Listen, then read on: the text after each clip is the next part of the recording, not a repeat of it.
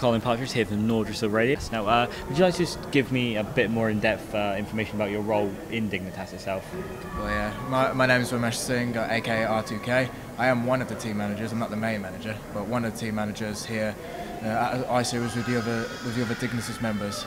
My team role is just about do anything really that they give me, and Man of many talents. Yeah, I mean my main title role is team advisor. I'm gonna people come to me for advice, general what should I do if this happens, or should I do this, and I just give my opinion and advice. Yeah, I believe you have quite a few years behind you in team management and esports in general. Yeah, I mean I started competitively 12 years ago with Quake 3 when it came out. That's myself and Odie when we started, and then professionally started 6 years ago with Dignitas. Well, first it was Reason, and then it was 2 weeks in Reason, and I went to Dignitas because it was an obvious choice for me, really. Yeah, a bit of an in-depth question then, since you've been kind of in the growing industry that is esports. Yeah.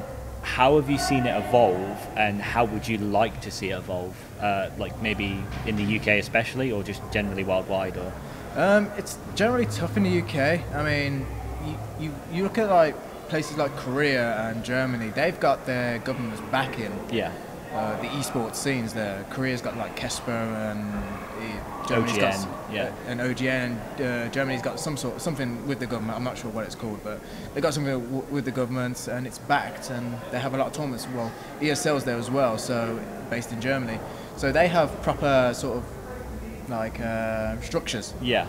The UK though, don't have any sort of structure in it. I mean, you got UKIE and stuff like that with governing, but they're not like proper like Kesper or anything like that. Yeah. So I mean, I want to see some sort of we're trying to get something towards like a founding type of organisation that can help towards esports and generally build it for a bit better future. Yeah, so your opinion would be to get a governing body to help grow esports in the UK, and you think that would like really boost it up?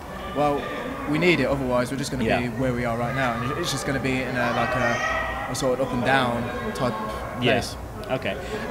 So how are you finding i-Series this year then? i45 obviously is happening right now. How are you finding it? Yeah, well, this is the first i-Series, of course, of the year. There's 2 more to come, but the first one, usually it's in Easter, but because there was something booked in Easter, I don't know, something about cheerleading, something about cheerleaders or something. Obviously, clearly more important. Yeah, more important to have them dancing around or whatever. Yeah. So they had to book it for this May bank holiday, and yeah, it's still as busy as the Easter one, to be honest. It's quite. I mean, it's still as busy. Tournaments might not be as busy, but it's a great atmosphere. Yeah, I mean, I've personally, this is the first time as being press here, and I really enjoy it. Do you find that you prefer being a player or a manager? Like, what is your kind of angle? Which do you prefer? I miss being a player because there are games that obviously I want to play, but I can't really play it because I don't really have the time. Yeah. I mean, I'm semi-professional now. I was professional, but I'm semi-professional now because I've got a full-time job. I've got to look after myself. Of course. So, you know, every time I come home, I just do as much work as I can. But if there's a game that comes out within the next few weeks, maybe, or something like that, I'll be straight on it. Something that takes your fancy, and you just really want to get in there, dedicate some time. Well, I'm still young. I'm at 26. I mean, I'm not super old yet. You know, there's people still competing. Like White, he's like 31, 32. Exactly. Nest T is 30 as well. 30 as well. So you've got a load of great players out there who's still competing. So I don't see myself yet retiring. I really want to find a game that's worth playing. Brilliant, yeah. So obviously you're from Team Dignitas, and Dignitas is absolutely rocking the event. You know, heading up StarCraft, heading up FIFA. How's your overall performance been with Team Dignitas today? Well, today we've had. Yesterday we had the 1v1 finals with FIFA. Our guy Adam Winster, he's just recently rejoined us. He's come back from not Las Vegas, New York. He came back from New York last week. He won the Virgin Game tournament. He won over $167,000. I believe hearing that, and he's bought himself a nice house. No, he ain't bought that. I know he's going to buy something nice. I think it was a car or something. But a Lamborghini, maybe. No, I don't think he'll go too far. It'll be like insurance 27 or something stupid. But no, he's won that. He's come here to i-Series. He's won the FIFA 1v1, so he won another £432. Nice. And then he's won 2v2 with his partner Ty. as well, Ty Walton, and they both won 110, so it's split between them. So overall, he's had a great week in Dignitas. Yeah, I'm sure. Coming back, so yeah, we rocked to 1v1 and 2v2. Of course, StarCraft as well is one of the biggest games here. We've had Bling and Dream. Yep. And both of them haven't lost the map. Bling actually just lost the map. I've just recently seen he lost the map to Lao. That's right. That's the only map loss. That's the only map loss he's had. Yeah. You know, so and fair play to him. Dream's currently in the lower bracket, but obviously he's still really high hope to reach the finals. I mean, you've brought two fantastic StarCraft players to this event, and they are really showing that Dignitas backs their players, because there is no way you can be that good without a team really encouraging you to practice. I mean, is that kind of an ethos of Dignitas? We like to, I mean, when we got Bling, we did it through a gamer search. We did it through like an X Factor type event. Yeah, that's right. So we basically put out a word, we're looking for the best UK player. Loads of people came, and he was the best, you know, he performed the best. Dream, he's again, he's a Chinese player. You know, Chinese players are rare I think there's only Sen, isn't there? That's really kind of. Sen is Taiwanese. Oh, is he Taiwanese? He's Taiwanese. So, but with Dream, he's like the only sort of Chinese force here. Yeah. You know, I mean, if he's going to be flying back to China soon, and again, he's a big player over there. I think he was in WE as well. Yeah, he was a really great player to talk to. I actually managed to get 5 minutes with him earlier today, and you know, he's showing his confidence. I've been watching him play. His skill level is absolutely amazing. You know, just I can't believe how well Dignitas is performing this event. Well, we try our best. I mean, we're not always going to be at the top. There's always going to be we're always going to find surprises, and that's what the UK needs, is a lot of surprises. But right now we don't have them.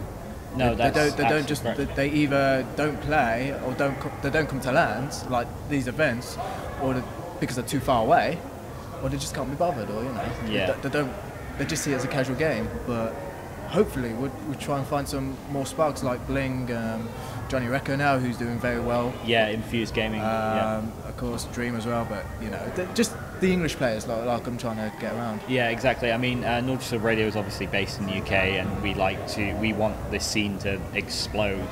There's a lot of people backing the scene: Total Biscuit, Apollo. I know I've asked you what the future of esports is, but what's the future of Dignitas? Like, do you see you branching out into every possible esport? Where would you like to take Dignitas as a brand? We just want to build gaming as it is. I mean, Dignitas is more than just being a professional gaming team.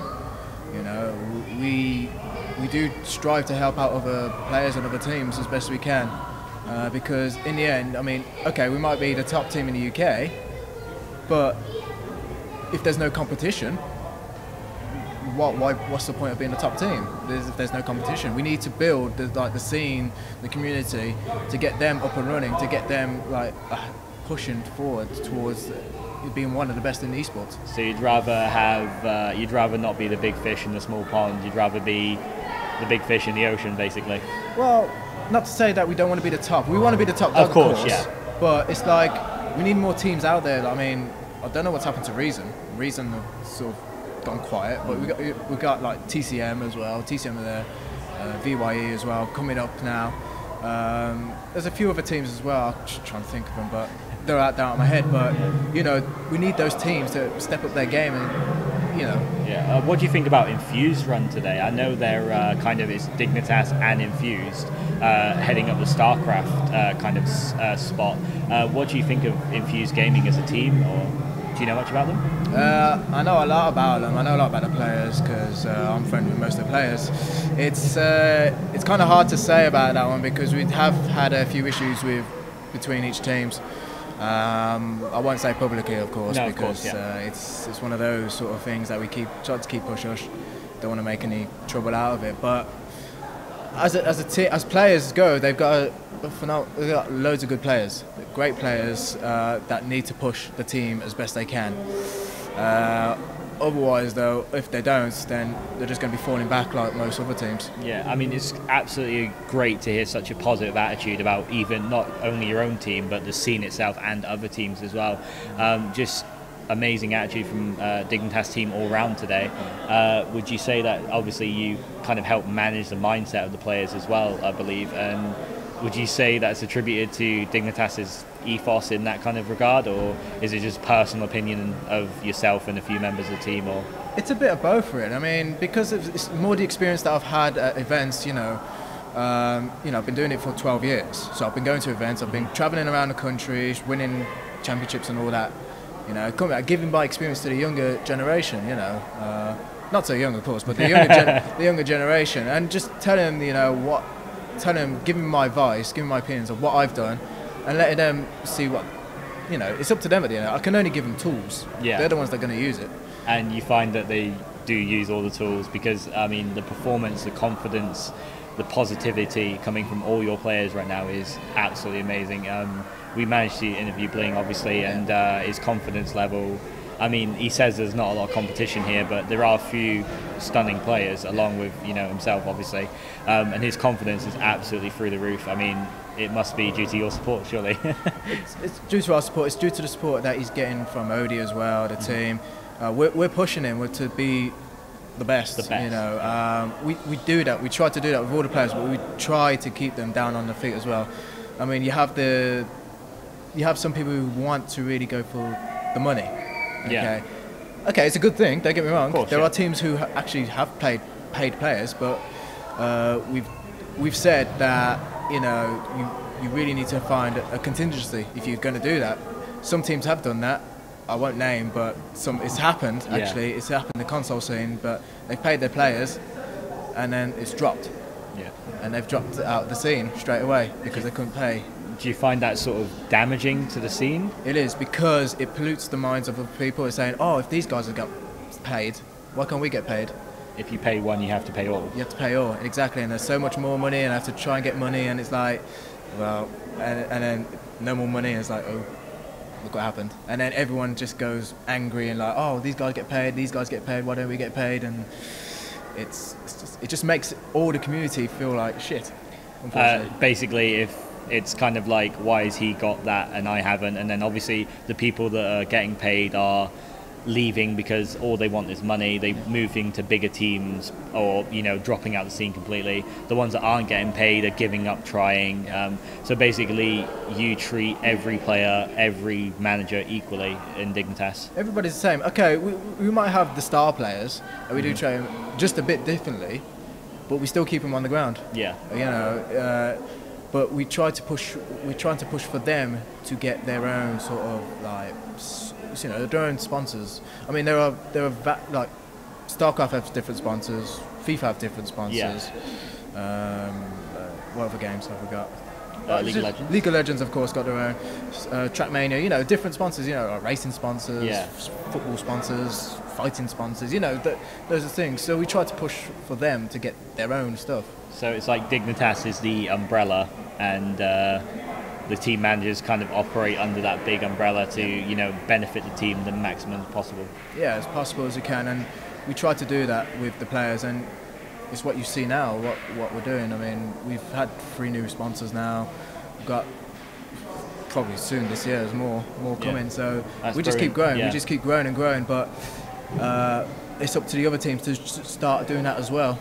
I mean, if we keep doing it, they're going to just think it's just all Dignitas bias, but we don't want that. We just want other teams to actually push themselves towards and getting there to the top with us, and start competing with Europe and the world.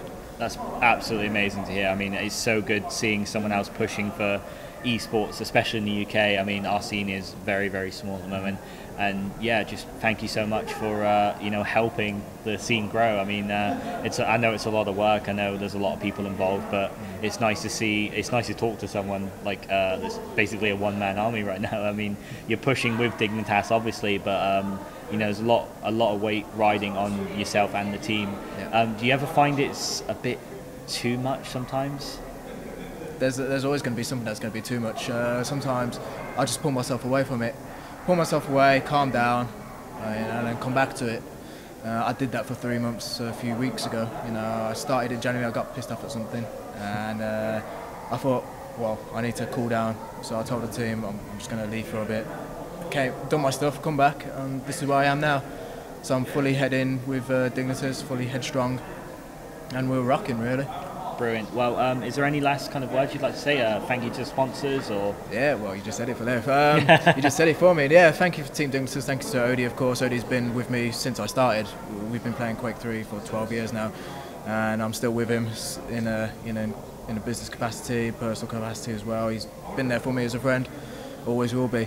Thanks to all the players as well, thanks to the sponsors that we've got. I won't list them because there's too many. It's always nice to see. It's better than too many and too late. Yeah, it's better, but yeah, thank you, and thank you to you guys for the interview. Yeah, thank you very much. That's okay. Thank you. Okay.